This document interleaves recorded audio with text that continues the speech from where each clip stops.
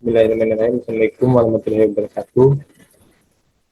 Perkenalkan, nama saya Syakban dengan NIM 10841111032. Di sini saya akan mengklasifikasi penyakit diabetes menggunakan metode decision tree dan KNN.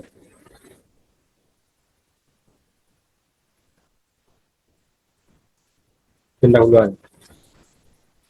Diabetes merupakan salah satu penyakit tidak menular yang penyebab utama kematian di dunia. Penyakit ini ditandai dengan kadar glukosa darah yang tinggi akibat gangguan pada produksi atau fungsi hormon insulin. Berdasarkan data dari International Diabetes Federation atau IDF pada tahun 2021, jumlah penderita diabetes di dunia telah mencapai 530 juta orang dan diprediksi akan meningkat menjadi 783 juta pada tahun 2045. Tingginya angka penderita diabetes tidak hanya berdampak pada penurunan kualitas hidup akibat berbagai komplikasi serius seperti kerusakan saraf, pembutaan gagal ginjal, dan penyakit jantung, tetapi juga memberikan beban ekonomi yang signifikan bagi pasien dan sistem kesehatan nasional. Oleh karena itu, deteksi dini dan diagnosis yang akurat memegang peran krusial untuk menjaga komplikasi yang lebih parah dan menekan akan angka mortalitas. Untuk kasus ini, klasifikasi digunakan untuk memprediksi apakah seorang pasien menderita diabetes atau tidak berdasarkan atribut medis yang ada. Di antara berbagai algoritma yang tersedia, saya hanya menggunakan dua metode, yaitu decision tree dan KNN. Adapun tujuan dari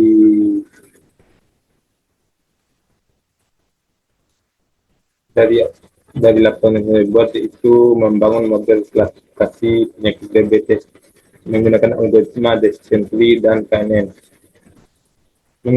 Yang kedua, mengevaluasi kinerja masing-masing algoritma dalam mengklasifikasi penyakit diabetes menggunakan metrik akurasi, presisi, recall, dan advance score. Ketiga, menentukan algoritma yang paling optimal untuk klasifikasi penyakit diabetes berdasarkan hasil evaluasi kinerja pada dataset yang digunakan.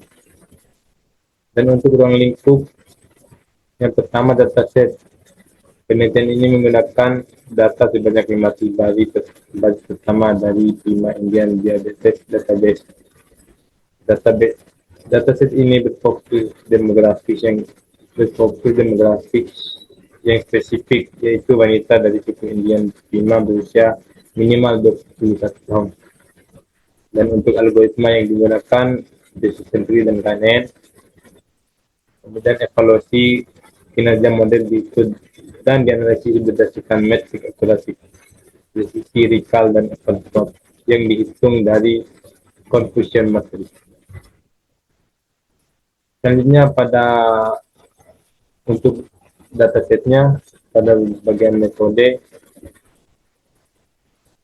dataset yang saya gunakan yaitu yang bersumber dari platform Kaggle yang mempunyai atribut yang dataset ini berisi 8 atribut dan 1 atribut kelas target.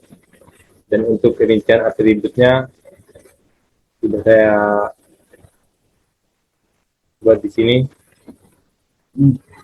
Dan untuk metode yang digunakan, yang pertama metode decision tree atau pohon keputusan adalah salah satu metode dalam machine learning yang digunakan untuk tugas klasifikasi dan regresi.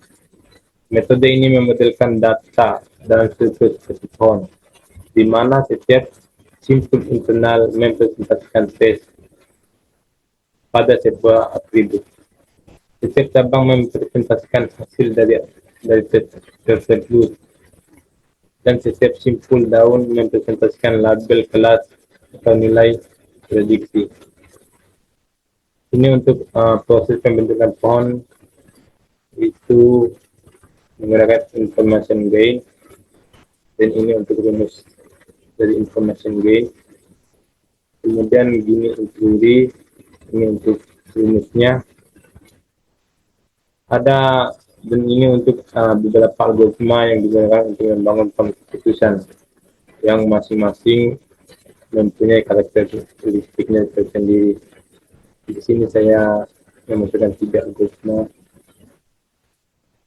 Kemudian untuk kelebihan dan kekurangan decision tree sudah saya tambahkan di sini. Selanjutnya untuk metode KNN.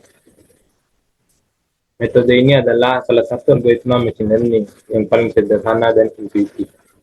Algoritma ini bekerja berdasarkan prinsip bahwa sebuah titik data akan memiliki kelas yang sama dengan titik-titik data tetangga terdekatnya.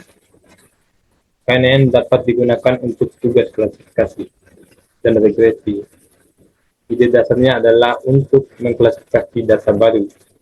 Algoritma mencari K tetangga terdekat dari data tersebut di dalam set data pelatihan. Kelas mayoritas dari K tetangga itulah yang akan ditetapkan sebagai kelas dari data baru. Ini untuk perhitungan jaraknya, yaitu menggunakan kemudian distance. Ini untuk rumusnya. Kemudian pemilihan nilai K terdapat sudah. Untuk pemilihan nilai K, ketika nilai K-nya terlalu kecil, maka dampak model menjadi sangat sensitif terhadap noise atau pencilan. Dan ketika nilai K terlalu besar, dampak model menjadi terlalu umum dan mengabaikan pola-pola lokal yang mungkin penting. Nah, ini untuk cara menentukan nilai K yang tepat, dan ini untuk kelebihan dan kekurangan metode KNN.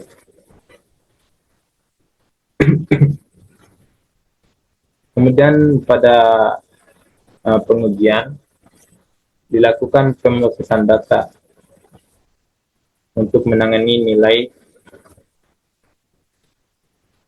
yang tidak terdefinisi dalam dataset. Setelah pemrosesan data, maka data akan dibagi dua, yaitu data latih dan data uji. Di sini saya membagi dengan rasio 70 data untuk pelatihan dan 30 data untuk pengujian. Ini untuk penjelasannya. Kemudian metrik evaluasi, masuk pada metrik evaluasi. Confusion matrix. Confusion matrix adalah tabel yang digunakan untuk merangkum kinerja sebuah model klasifikasi. Tabel ini membandingkan hasil prediksi model dengan nilai aktualnya. Untuk memahaminya, mari kita gunakan konteks prediksi penyakit. Kelas positif, sakit, kelas negatif, sehat. Dan ini untuk penjelasan positif dan negatif. Dan kemudian untuk akurasi menggunakan rumus ini, untuk presisi menggunakan rumus ini,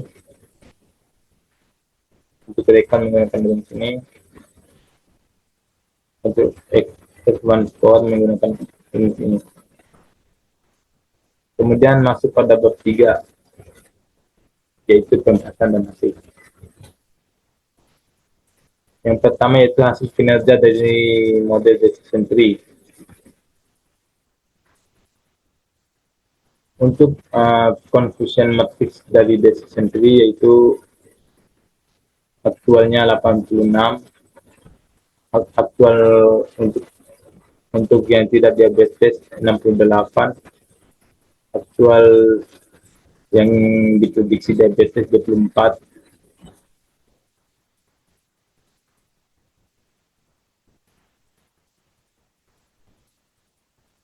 kemudian untuk diabetes di sini 34 dan tidak diabetes 24.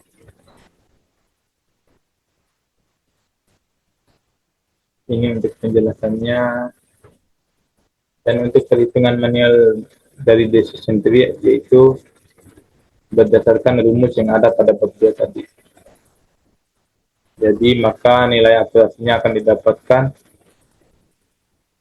68%, untuk nilai precision 58,6%, kemudian 5 recalnya 58,6, dan F1 skornya 58,6%.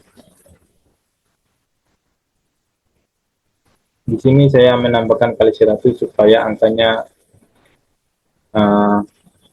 tidak mengandung 0 pada bagian pertama, maka akan dikalikan 100, maka akan menghasilkan 68%.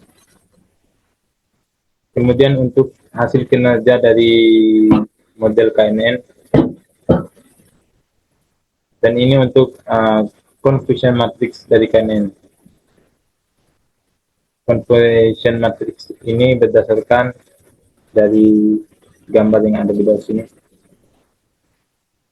Dan untuk gambar yang ada di sini yaitu gambar hasil dari program yang saya buat, terdapat pada menu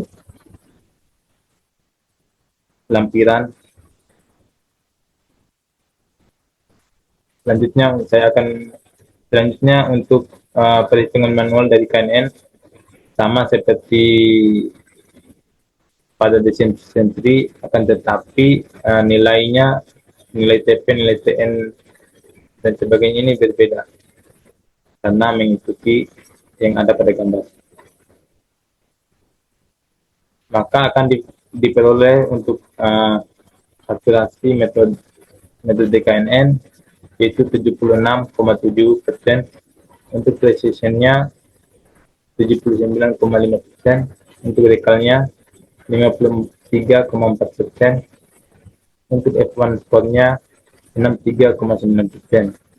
Dan untuk analisis perbandingan dari kedua model ini, untuk decision tree, untuk akurasi untuk decision tree mendapatkan sebanyak 68,0%, sedangkan KNN 76,7%.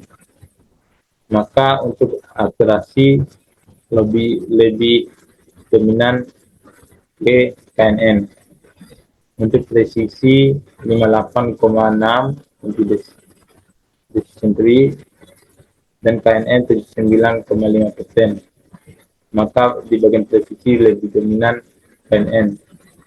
Pada bagian recall, di sini kita bisa melihat lebih dominan ke decision tree, dan untuk F1 skornya lebih dominan ke KNN. Dan ini untuk visualisasi perbandingan dari kedua metode. Selanjutnya untuk kesimpulan. Penelitian ini berhasil membangun data mengeksplorasi dua model klasifikasi decision tree dan KNN untuk memprediksi penyakit diabetes menggunakan 5 basis data dari China Indian Database, Diabetes Database.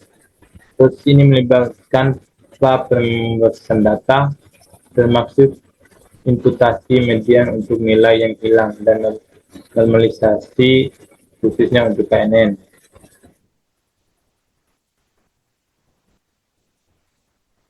Kemudian di sini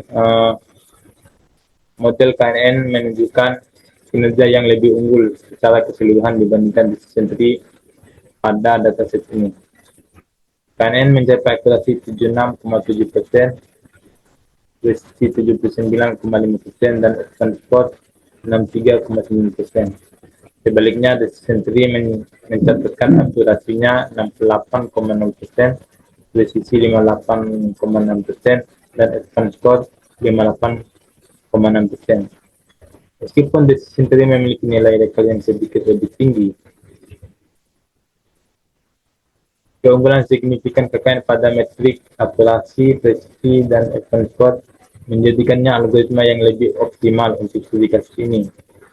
Hasil ini mengindikasikan bahwa untuk dataset yang telah dinormalisasi, pendekatan berbasis jarak dari KNN lebih efektif dalam mengidentifikasi pola diabetes dibandingkan model berbasis aturan yang dibangun oleh G sendiri. Mungkin itu saja penjelasan terkait dari laporan yang saya buat. Lebih dan kurangnya saya mohon maaf. Assalamualaikum warahmatullahi wabarakatuh.